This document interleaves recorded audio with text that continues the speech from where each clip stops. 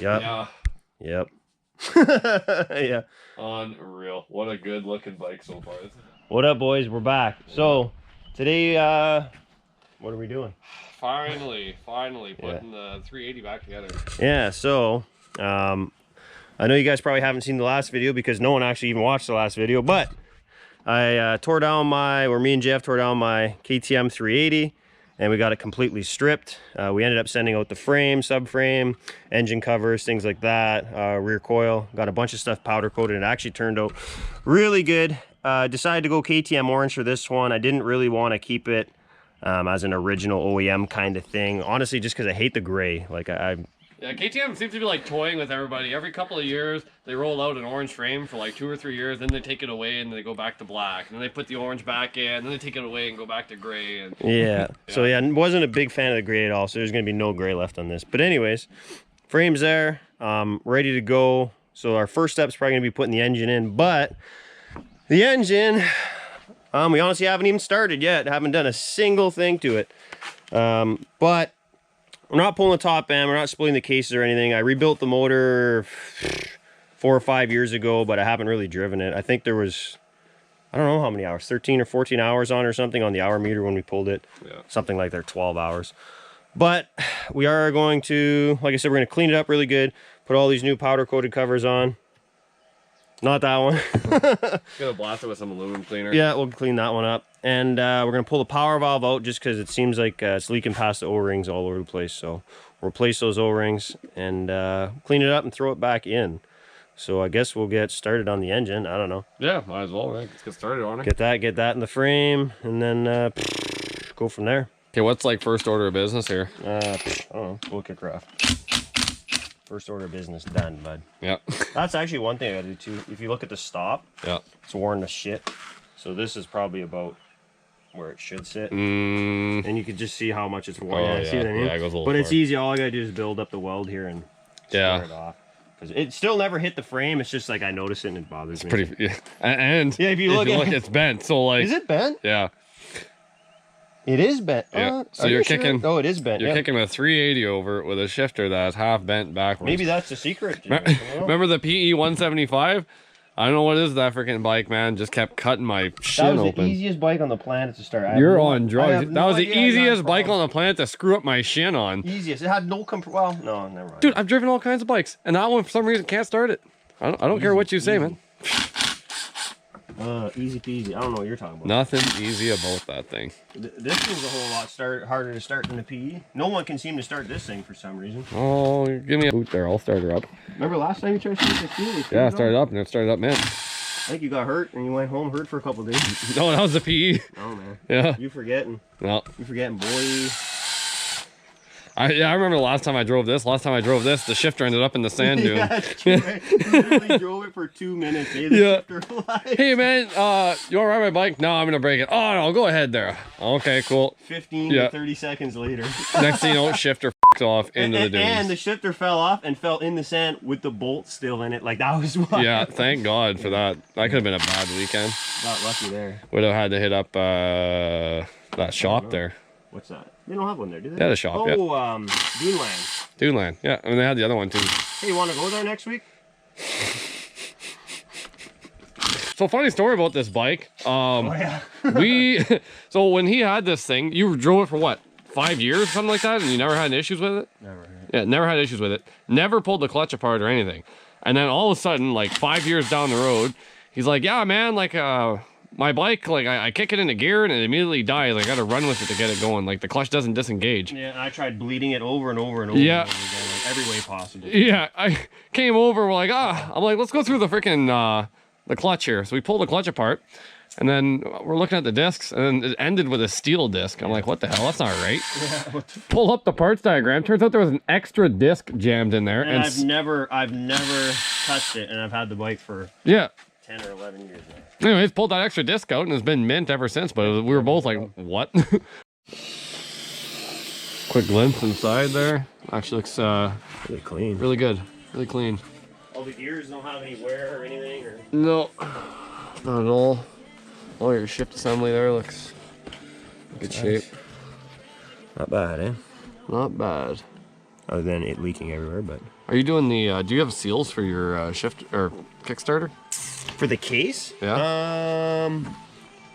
I don't know actually. I'd like to change that. I should have it.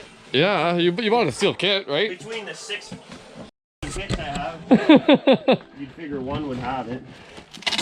Well, the new one I bought does not have it. Okay. Oh, unless that's a crank seal. Oh, I bet you it's this guy right here. Looks like yeah, little guy. I don't know. Yeah, I don't know. That looks like it though. You think so? Yeah. Let me see it.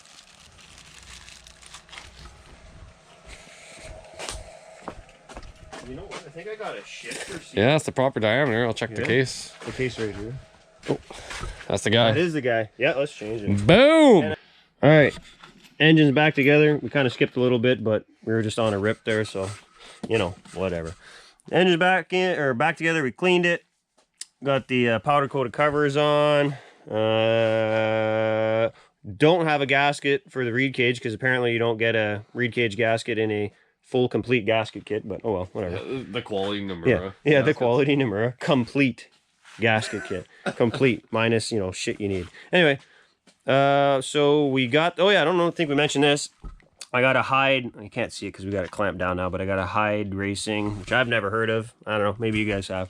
Hyde Racing skid plate. It's actually kind of like one of the very few I could find for this old chassis, other than the ones that they cover your pipe and they build that into the skid plate. I didn't really want that, so I don't know. Went with that. Looks good.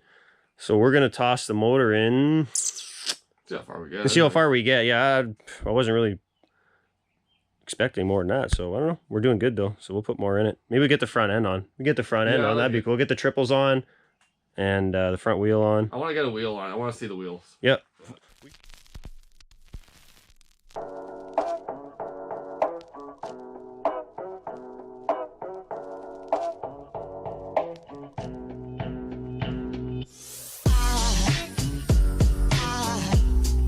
Aside from my soul,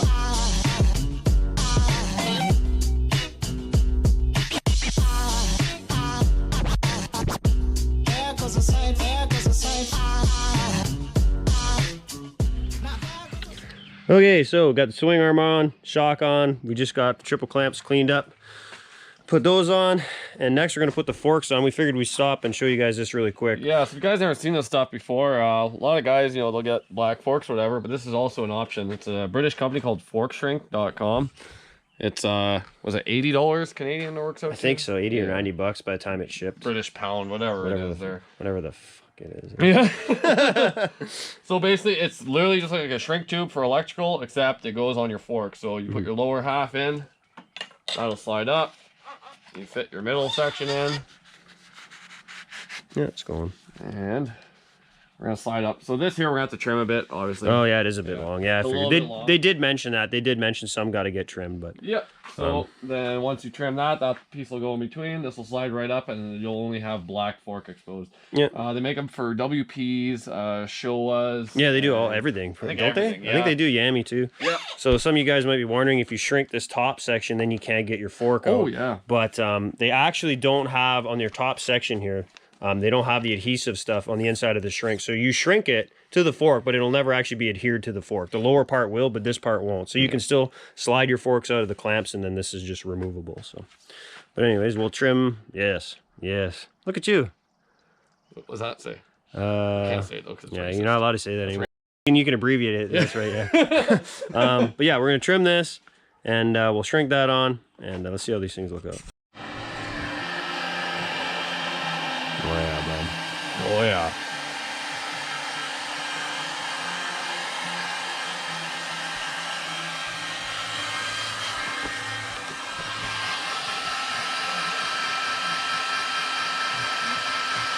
Oh yeah. Oh yeah.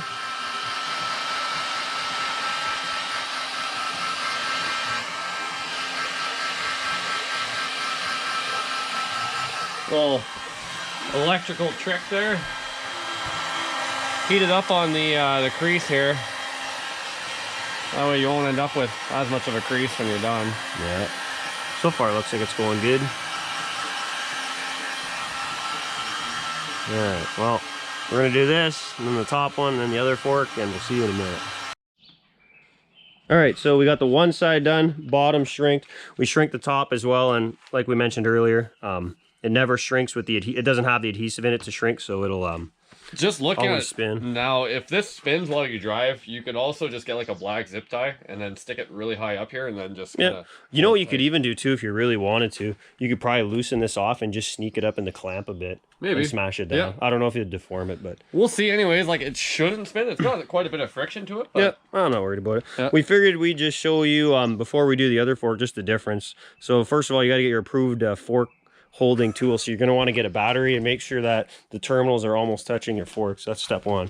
But anyways, yeah, so here's the factory fork, kind of an, once again, ugly gray. I didn't want any gray left, so that's the main reason why I got the shrink, and it's a little bit pitted and stuff too. But yeah, major difference. Like that fork shrink looks super sharp. Yeah, I'm all am about a that. Big fan. In fact, I'm gonna be buying some for my Honda now. Yeah, I wasn't a fan of paying $80 for about 30 cents a shrink tube, but you know what, at the end of the day, it's worth it, I guess. It looks pretty good. Yeah.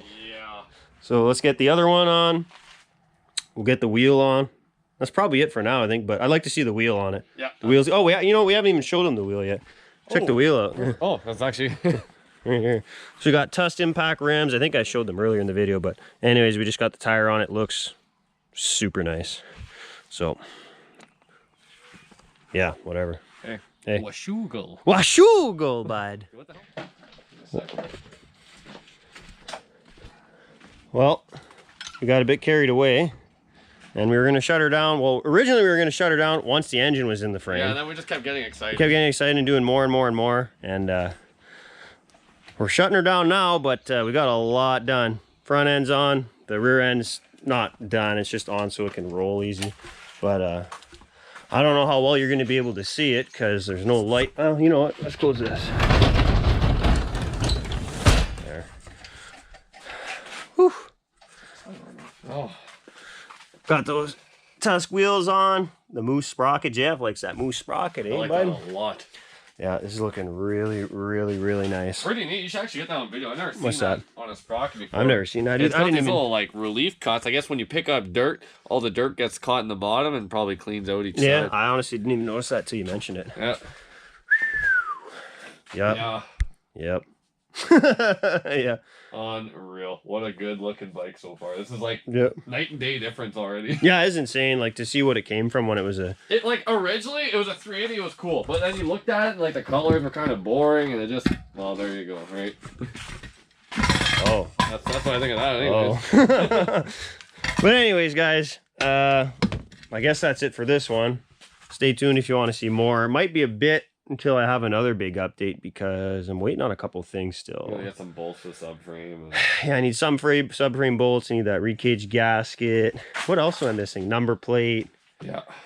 And I feel like there's something else. Man, I'm saying you go with the orange number plate. Nope. No? Oh, you know what? I Oh. think the orange one. I think the black one up there.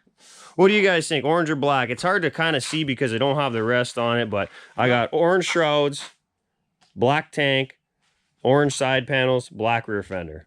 So I wanted the... Oh, you got a black rear fender? Yeah, that's why I wanted it. It's gotta be black. Yeah, and I thought maybe with the orange shrouds and the orange front fender, it'd look like too much Yeah, orange. and then you'd only have a black rear fender. Yeah. It looks so Actually, yeah, it looked yeah. even stupider with just the black. Yeah. Yeah. All right, guys. Comment below what you think, but it's getting a black one. Sorry. But anyways, guys, yeah, that's it. So like I said, if you want to see more, subscribe. It'll let you know when other videos come up and stuff. And what else? I don't know. We're gonna keep going on this one. What else? What do you got on the? You know what'd be nice? What's that? Like, it doesn't cost people anything. You know what I mean? Like, it doesn't cost money or anything. It'd be cool if people could subscribe, you know? That'd be cool. I Yeah. checked the analytics. You know what the percentage of people that watch the videos that aren't subscribed? Yeah. I checked it a while ago, like a long time ago, and it was like 80-something%. Let's check real quick. Yeah, the cost to subscribe is $0. Yeah, it's actually $0.99, free. Yeah, it's yeah. actually free. Guys, for sake, subscribe. But anyways, guys, yeah, thanks for watching. I appreciate it. If you made it this far, most of you probably didn't. So I don't know about you guys, but I am like big time excited about this project. yeah, you know what? Like, it's honestly, I knew it was gonna look really good, but it's coming out like better than I thought it was gonna look. It might not look like much to you guys, I guess, but It looks nasty. just knowing what it was, right? To see it now, that's crazy. But anyways, guys, Peace out, eh? peace. Yeah. Yeah. Peace.